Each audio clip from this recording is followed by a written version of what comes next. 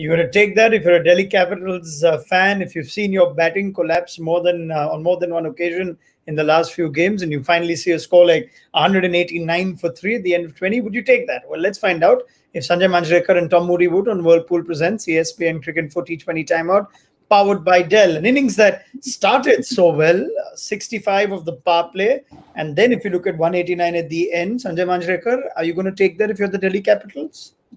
Absolutely. Considering, their recent track record, especially, we were talking about their batting woes and talk about momentum as well. Sunrisers Hyderabad, clearly the more favored team to win this. And now, they've got a job on their hands. If the pitch gets easier with the dew coming in, it might just make their job easier. But Delhi Capital, boy, they'll be very happy because considering, their mood with their batting, and thank God for all those changes that they made. At what point do you look at a score and decide if you're going to take it? At the top, if someone told Delhi 190, Tom, they may have taken it with the sort of batting they've been in, but the last 2 overs yielded just 13. They've lost just 3 wickets at the end of their 20. Should they have been in a position to get over 200? Absolutely. I thought they should have got to 200. They'd found themselves in a very good position. Thought they lost their way in a couple of phases, but you can't also take it away from the bowling side, the Sunrisers, where they managed to claw it back a bit. But I felt that Suresh Iyer also was finding his form. I know that the commentators at the time were saying, he's doing his best. It's a wonderful effort, trying to, at least he's playing selflessly, but he really only tried to go hard for boundaries in the back, probably the last 5 deliveries he faced. To me, a runner ball at that stage is not acceptable. So I felt they lost probably 10 runs at that phase. And just at the back end there, they could have finished a lot better than they did. I felt Shikhar Dhawan played superbly well. But in saying that, I also felt probably the last 20 to 30 minutes of his innings, he was just trying to innovate a little bit more than he needed to. These little paddle shots and reverse paddle shots. The thing with Shikhar Dhawan, he doesn't need to play like that because he's got such a beautiful game as it is. He'll find the boundaries with conventional shots. Sanjay?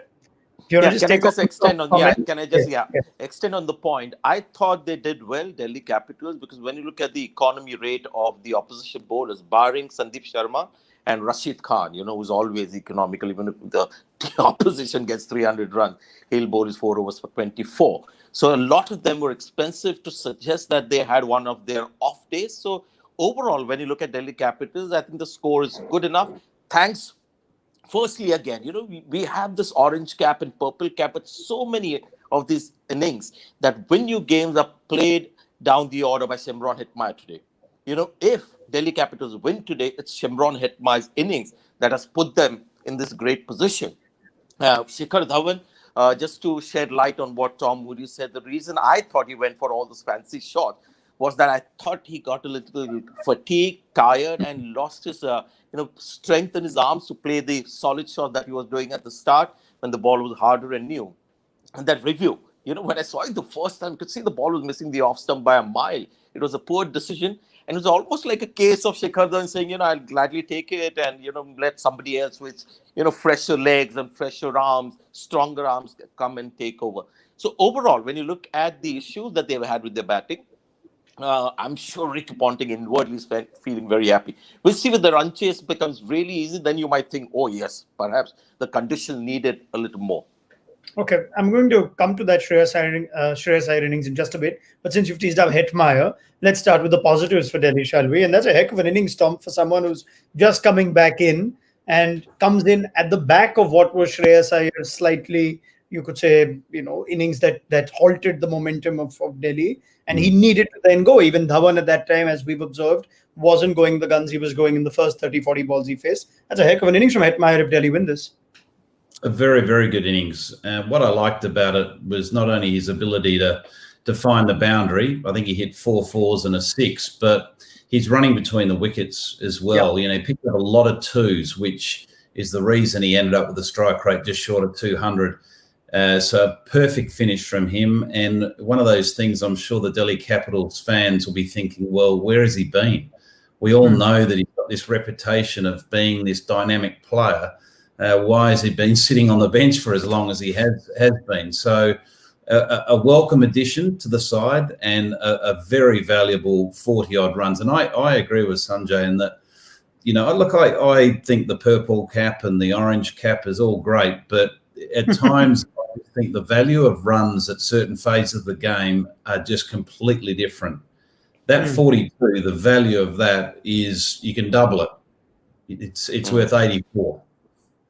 Is there a case for Hetmeyer to come in before that? I know this whole left-hand, right-hand thing you keep going on, Sanjay, but eventually when Hetmeyer's come in, there's another left-hander there, and they've both gone great guns. Would you have had him with the kind of start Delhi had to come in before Shreyas Iyer? See, today was the game where you got the feeling that they were looking at current form. So they dumped Prithvi Shaw and they had Stoinis open the innings because he looked better than the others in form. So to use the same principle, they should have really got Shreyas Iyer to back down the order. I don't know whether he gets that privilege because he's a right-hander and they wanted that left-hand right-hand combination, or because he's the captain, because thou shalt bat at number 3 has been the principle for Delhi Capitals with Shreyas Iyer. Whether he gets runs or not, 3 and 4, he hasn't moved from those positions. Today was a great case. Once you had Hetmeyer in the team, you had to send him earlier. Who knows if he had carried on in the same way, he would have taken the match away from, the Sunrisers Hyderabad and the other, Delhi Capitals. Where am I going with this? Yeah, Delhi Capitals. The point I want to make about Shreyas Iyer, right through the season, barring the first few games, if you look at Shreyas Iyer and Rishabh Pant, their first 16-20 balls have always been about 15-20 runs. Now, this is something that I requested our stats team to come with. And I'm looking at the strike rate of people, with their first 10 balls. And I'm using similar comparisons of Ishan Kishan and Surya Kumar Yadav. Ishan Kishan goes at almost 100. Shreyas Iyer surprisingly 95.5. Maybe there is one inning that has played a part in, bringing the strike rate up. Surya Kumar goes at 140. But when I watch these people playing Pant and Iyer versus Ishan Kishan and Surya Kumar Yadav, I never see them trying to, lay a foundation, getting 15 runs of 15 balls. Today was 20 of 19. Those innings actually do a lot of damage, do a lot of hurt. People don't realize it. If Sunrisers Hyderabad chase this comfortably, that's one of the innings that would be responsible for Delhi Capitals going down. Yeah, so let's talk about that innings. Tom Moody made that point first up. So it tells you that is the telling sort of sentiment, that if you're looking at why Delhi didn't get 200 plus, you've got Stoinis who started well, Dhawan who's played a really good innings, and Hetmeyer has done well. So the only real innings that you could say has some way has halted that momentum is that of Shreyas Iyer's. Now, I get the point you make, Tom. I heard the commentary as well at that, and Simon Dool did mention selfless and whatnot towards the end of Shreyas Iyer's wicket. Yeah, that's what I heard. And you're disagreeing with the point, I'm guessing, Sanjay, right? No, I'm just shaking hands. How can that be called a selfless innings? Correct. Yeah, as Tom said, only virtually at the end of the innings, he showed some intent of playing the big shots. So he's obviously played a run of ball 20.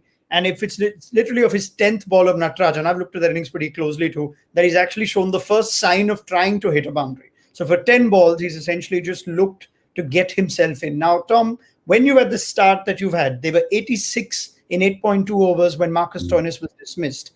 Are you at that point told, okay, you can take a few balls? And what are those few balls? Does that conversation happen? And if you were making that conversation, are you going to say, no, we've had this great start, let's keep going, we have enough in the tank? Well, there's 2 points I'd like to make. Firstly is I don't wear the left-right hand combination discussion with regards to this example, because Hetmeyer was the person to go in. Because the Sunrisers, it's not like Muhammad Nabi was playing where you've got an off spinner turning the ball away from the left-hander. You've got a left-arm spinner in Nadeem, and you've got Rashid Khan. So the left-hander, whether you've got 2 out there or 3 of them coming in a row, it makes no difference against this opponent. To the point you were making, it is common sense at that situation. And if it's not common sense, you have a quiet word to the batsman that's going in next, to let him know, look, just give yourself a half a dozen balls, 6 balls, run a ball, knock it around, just get a feel for it, feed the strike to Shikhar. Shikhar's going strong. Tell him to keep playing the way he's playing. He's playing proper cricketing strokes. He's picking off, he's targeting certain bowlers at the right time. But once you get those 6 balls under your belt, you yourself have to start looking for boundaries as well, because we need to make sure we're maintaining that 10 and over. And when that's not happened, Sanjay, you made a comment as well when we were discussing the innings. Sometimes you just get the word in that we can see a potential hole being dug here. Let's not fall into it. Yeah, this is something maybe Tom can, react to this, because sometimes I feel everyone is just trying to be a bit too decent out there, when the players are out there in the limelight. Because I remember in our times, I hate to do this in our times, there would be a captain sending a message at the time after 6, 7 balls when he saw the intent. The intent wasn't to hit the big shots, and he wasn't, it wasn't. He wasn't struggling to get the ball away. The intent was to score a run a ball, and that was starting to hurt, especially with the kind of start that they had. And with people like, Akshar Patel can hit the ball. So captains would send somebody in quickly to let the batsman in know that, we want you to get a move on. So that immediately becomes like the signal, and he's got no choice but to go after it right then. But what happens is maybe these days the coach keeps watching. There's a bit of grumbling, murmuring that goes on. And after, the damage is done, it's a bit too late then to tell the person responsible, because I've seen Rishabh Pant play this way match after match, Shreyas Iyer as well, match after match, and to an extent KL Rahul as well, a few innings this season, has played in that exact same fashion, and that has gone on to hurt the team more often than not. All right. Yes, Tom, please.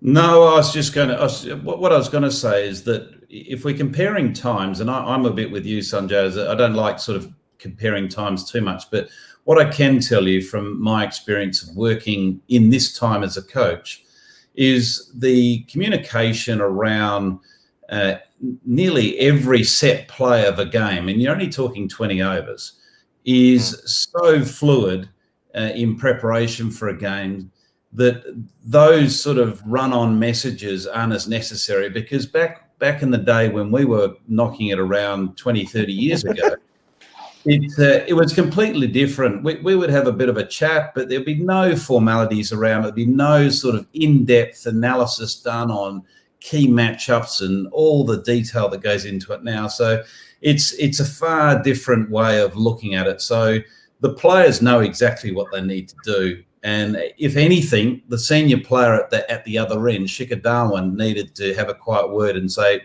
time to press the button. All right. Now, this is an innings that perhaps can be revisited depending on the result. We've made our critical comments of it.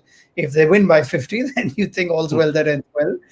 If they somehow fall short, it's a close game. You're going to look at that inning. Quickly, just a few other noteworthy contributions to comment on. Tom, we weren't sure if the gamble, or let's call it that, of Marcus Stoinis at the top for the first time this season would pay off. The start that he did give Delhi, they got 65 in the power play, and Stoinis got 38 of 27. So did that move work for you? Yeah, it did work. It was interesting because I thought it was a very, very borderline moment when Sandeep Sharma was tying him up with his little floating in-swingers, and Stoinis, it wasn't until he just got one that was slightly over-pitched and into that leg stump that he could flick away for four, suddenly ignited his innings. Otherwise, he was really suffering with a lack of pace that was in the game. He got dropped as well, if you remember. You made that point at the beginning of the game. He's very much dependent on pace on the bat. So, yes, it did work. It got them off to arguably one of their best power play starts. And it wasn't if it was a radical decision. Stoinis is an opening bat, so it's not like you're throwing, in a real roughie into a final situation. Fair enough. Yeah, it did seem to change after that drop catch, ironically, Sanjay. Yeah. So it was not a pitch that suited Marcus Stoinis with the way he played. But barring that drop catch, I mean, I love the way he adjusted.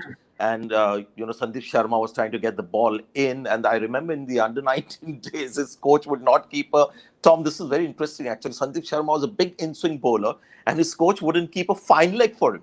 And sometimes he would do away with the square leg, and he had a mid-wicket and mid-on. So that Sandeep Sharma was forced to bowl wide outside the off-stump and get his big in-swinger in on off-stump. So I just remembered that because a lot of those floaters were just floating onto his pad. But I thought Stoinis really set the mood.